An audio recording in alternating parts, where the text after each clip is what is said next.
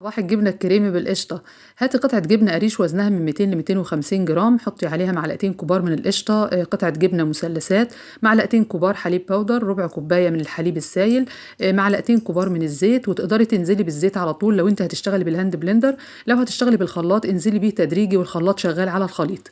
هتضربيه هيبقى معاكي تقيل شوية، ممكن تزودي من معلقة لمعلقتين من الحليب لغاية ما يبقى القوام معاكي بالشكل ده. ما تقلقيش خالص، لما بتحط في التلاجة بتتقل وبتبقى زي الفل.